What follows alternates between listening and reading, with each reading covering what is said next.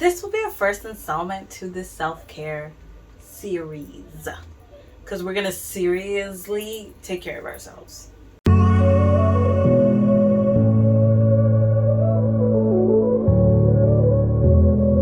Hello everyone, and welcome to another video. It's your girl Angie from Brooklyn, New York. If you are new, which I know many of you who watch my video are very new, welcome, and hopefully you'll stay for a video or two or all of them.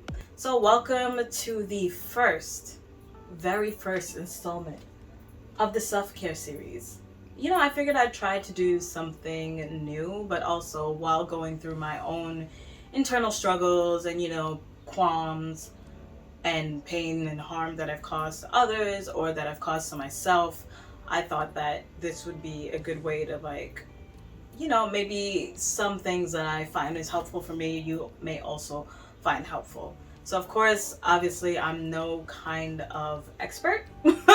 So yeah, I don't know what else to say besides I'm not an expert. So, take what works for you and, leave what doesn't. If it doesn't work for you, then it just doesn't work for you. And that's okay too, because humans are unique. But anyways, so in this video, I'm just going to do two basic breakdowns. Just like, how did I get here? So it's just like more of a self-reflection to see habits and boundaries that I could have and possibly did not put in place, and like how I started to climb my way out of it, But we're just gonna do a little walkthrough, a little bit of a tour. I also wanted to give you guys like a bit of an outline because I was like, let me try to be planning things and have a little outline of what the journey is gonna be like. So I'm just gonna talk about like hitting rock bottom, like, oh, how'd I get here? It's sticky to be here. It's hard to get out of this rut.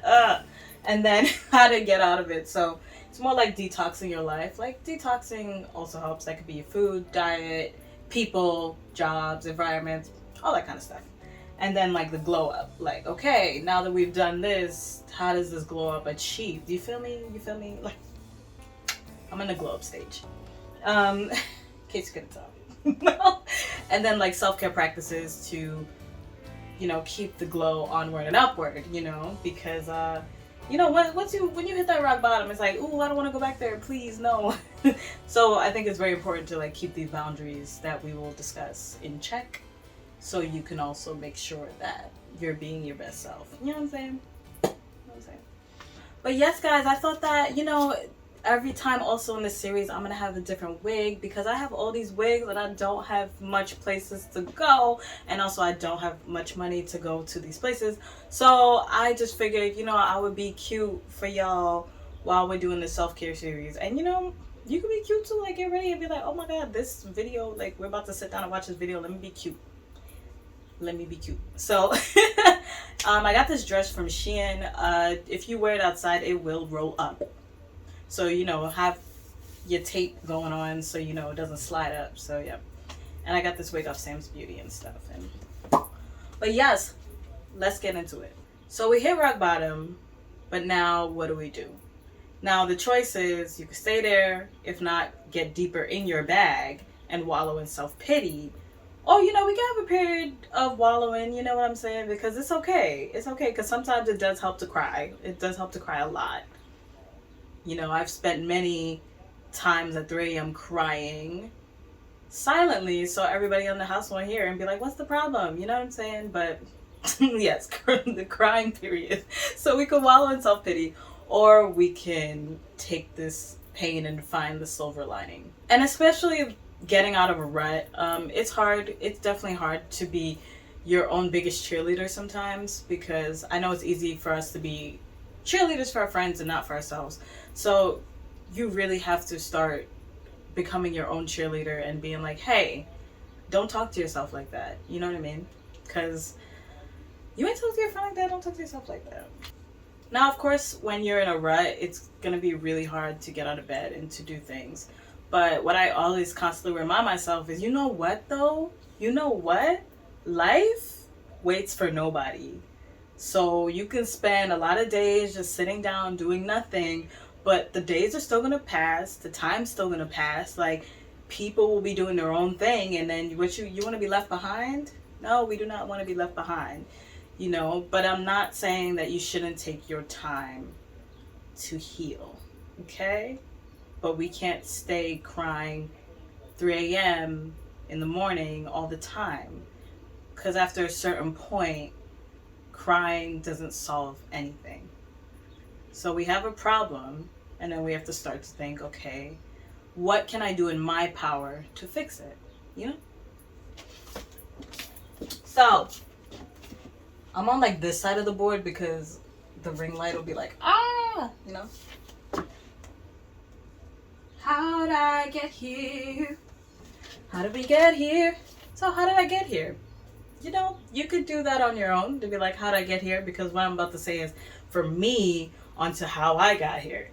So how I got here is I ignored my problems. I wasn't really aware of them. I didn't really do a lot of self-reflection and stuff like that. If things are bothering me, I don't really do a deep emotional dive into why it's bothering me, how it's bothering me, so on and so forth.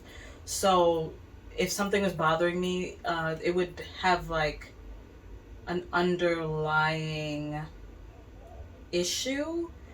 Like I would have more of an attitude sometimes about things, and you know, with like family, like close family partner and stuff, it would just have like a little bit more of an attitude, and I'm not proud of it, but you know, we grow. So yeah, by ignoring my problems definitely didn't help with anything at all. And I think I also didn't have the communication skills, was another one of my problems. I didn't have really good communication with how I felt emotionally, and just in general didn't have good communication. And a lot of times, sometimes when things would bother me, I would have like I try to remain calm for the most part, because I am a very much a raw nerve at times, and I feel I'm very sensitive to some things. So I would, I'm trying to figure out how I'm gonna say it. Like if something bothers me, sometimes I would have like a buffer so I don't process it quickly, or maybe it's just my processing time. I don't process it quickly, and then I internalize it. And then sometimes I'll bring it back later, and people are like, why didn't you say it sooner? And it's like, I had to go through my emotions in order for me to get there sooner. So I think it would probably help better if I am more in tune with my emotions and how I feel about things, and especially on a day. And you know, it's even different when it's on a hormonal day. So I think it is going to be different if I just pay more attention to any like emotional cues for myself, and to just check in from time to time. So yeah, it was definitely for me like not facing, ignoring my problems, whether it be like, what am I going to do for the future and all this other stuff. So yeah, that doesn't help. And to talk it out. Sometimes it's just really good to talk it out with friends, family and stuff, to really be like, all right, let's get down to the brass tacks of what we actually can do. So holding on to shame, right? I am into full adulthood. I am 28, for those who do not know. And, you know, life looks different than what you thought it was or what you thought it would be. And, you know, you really get humbled by experiences. And you're like, wow, we're really human, and we're really on this planet, and we're really, you know, have to do this day by day. All that to say is, yeah, my thing was I was holding on to a lot of shame. And I was afraid to tell the close people, the people that are close to me, because fear of judgment, obviously. And yeah, you just hold on to shame so much, because you're like, am I this person? Like, am I this person? I'm a bad person now, like so on and so forth. And you know, you just beat yourself up about it. And I would take my shame in the past. I would take my shame to the damn grave. It's nothing crazy. It's not something I could go in prison for. It's just emotional sabotage. That's really all it is, like emotional sabotage. So for anybody who's like, she's hiding bodies. Yeah, it was just like, I would just really hold on to shame. And, you know, speaking to my circle, my support group and my close friends who are all amazing. I found that I didn't have to hold on to the shame, you know? And, you know, it was just crazy, like, telling it to some of my friends, like, how some of them were also like, yo, that's actually happened to me too. And we're like, oh my God, like, let's talk about it, you know? And so, yeah, no, I'm not going to be that YouTuber that's out here like, oh, like, I'm going to tell you what's going on with my life, like, verbatim. Like, no, I'm not. That's not it, because not doing that parasocial best friend relationship. No. The people who need to know, no. But yeah, it's just really crazy how holding on to shame about things can just like erode you from the inside. So that was really starting to affect me. And yeah, after telling my friends, like it was of course hard at first and like helping me through the emotions of it. But you know, we do a lot of dark humor, so we laugh at our pain. I definitely laugh at my pain all the time, and you know, sometimes like, ooh, is this the right time to do this joke? But it's like, no, it's good. Like I'm good about things now. Um, so yeah, I'm hitting the glow up stride, y'all. I'm hitting the glow up stride. I'm gonna tell y'all when we get there. You know what I'm saying? But don't think this whole series is gonna be on a whiteboard. It's not, but some parts. But yeah, so it was just really daunting holding back on things because I was hiding my shame about things. So having people that I can rely on to talk to about these things was really helpful. And if you don't have anybody to talk about these things to, then you should obviously seek professional help. Because I mean, a lot of people have said they've gone to therapists and it's been helping. I keep saying I need to actually put it on a calendar and be like, find a therapist. Like, you know, just to see if it'll be helpful with me. And like, you know, you just never know. You just never know what may be helpful for you. So guys, it's hot. It's so hot in this room. Like, these people still have the heat on and it's May and it's like 90 degrees and I'm like, I'm baking. I'm baking. If I didn't put this damn this matte putty on and this translucent powder, my face would be like melting. Cry it the heck out. Listen, sometimes we don't want to do it, we just want to get past it, but you know, crying it out really helps. Like, those silent night cries in the morning, those cries on the floor in the bathroom, all those cries culminated together helps you to get past your pain. You know what I'm saying? It's okay to cry for some time. It's okay to give yourself some time to cry, grieve the moment, and so on and so forth. And don't feel like crying is being weak. Like, listen, we gotta get this out. We gotta get this pent up emotion out. Like, let's cry.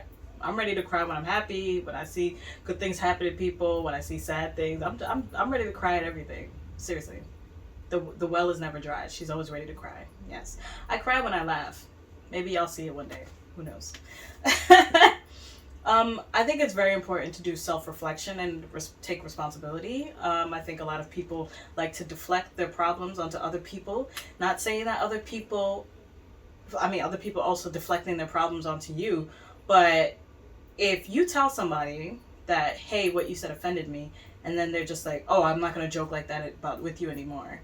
And it's like, I mean, why you have to make it sound like you're offended that I said that joke hurt my feelings? Like, any good friend would be like, oh, my bad. Like, I didn't mean to joke like that. And if you don't like it, I'll stop. But, but yeah, like when people are deflecting their own pain onto you. And of course you can do the same to other people. So definitely do some self-reflection and think like, okay, what part did I have to cause this? And what part you didn't, and if the other person is willing to apologize as well, and for you guys to be amicable and just like for you to guys to be good and, you know, talk it out. But you know, some people aren't ready to just talk it out. Then it's just like, listen, the door is that way. So yeah, when it comes to self-reflection and, you know, detoxifying, getting the bad spirits out, you know, sometimes you do the sage and you be like, damn, let me go out with that. Let me go out with the bad smoke. Like, because sometimes you be a little bit of the bad smoke. So, you know, make sure that, you know, you check yourself as well. Definitely with getting forward, you gotta like set some boundaries. Yeah, make sure you definitely set some boundaries. Like I said, if somebody tells a joke or says something to you that you find offensive, they'd be like, "Hey, I don't like that joke." Like that's you being like, "Hey, you're setting boundaries for yourself." And also, when I say setting boundaries, it's not just towards other people. We have to also remember that we have to set boundaries for ourselves, to ourselves. Because I noticed, I think it was like earlier on when the pandemic started, that I was actually talking to myself very negatively. And like, if I mess up something wrong, I'd be like, "You stupid," or like, "Why? Like, of course, why would you do that? Like, what's wrong with you?" And I would speak like that to myself. Now I'm just like, now I do more of like a redirection. Like if something wrong happens, I'm like, okay, what can I control in this situation, and let me move from there, instead of just thinking negative and talking bad to myself, or thinking negative of the situation that arose. I'd be like, okay, gotta take a breath. This is literally what I do. I'm like, okay, I gotta take a breath and think like, okay, how do I take this information and change it into something more positive, or not? I don't want to say positive, but redirect it, because I know positivity can be like one of those like, just think positive. It's like, it's not working. So yeah, definitely like to redirect that energy and be like, okay, what can I do from here? How can I fix it? Okay, and the last point kind of goes back to what I said about like setting boundaries against yourself or to yourself, and for self-reflection and responsibility. Um, I think being gentle with yourself is really the most important, because of course it's easy to think, oh, shoulda, woulda, coulda.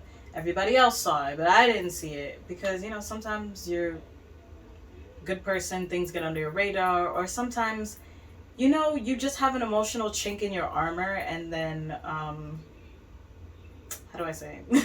It's like you had a chink in your armor, so that's what let, like, your vulnerability slip out, or, for situations to happen, and so on and so forth. So yeah, sometimes it's just like, listen, we could blame ourselves forever, and we can be down on ourselves about things, but you really should be gentle with yourself, because we have one life to live, and we can't just keep harping on the bad things that happen. We have to like learn to move forward. And I'm not saying it's going to be easy. It'll definitely be painful. There'll be a lot of crying moments. But when you finally get to the other side and you're like, wow, like I did this, I started getting myself in a better mindset to try to push forward, then things will be a little bit different. And you'll be like, I got past that. Like, man, I could get past anything. At least that's what I think. Until the next time. No, I'm kidding. Please, I don't want rock bottom to be a cycle. Anytime anything bad happens to me, I always try to find the silver lining within things. Sometimes it's hard to find it. Sometimes it's really hard to find it. But for the most part, I found the silver lining. And a lot of it has to do with me and how I choose to move forward after the fact. So, hopefully I hope this this helped anybody out, even in the slightest way. And also, if you have any kind of tips for how to get here, or like how to get out of it, then definitely put that in the comment section below. The next one will be detoxing your life. Okay, it will be detoxing your life from, like I said, environment, people, yourself. Take all that sage and get all that stuff out of here. Get out of here. So for completing the self-care series, we're gonna give you a glove. What glove is this? You know what glove it is.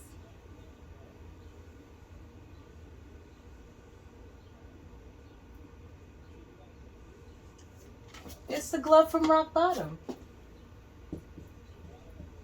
Rock Bottom. Complete. So yes, stay here. And then too, next time for the next video, I will have a different wig. I will have a different outfit. I will have a different sticker that you will get when you finish watch this video. So yes, stay with us. We will be detoxing your life next week. So yes, see you in the next video.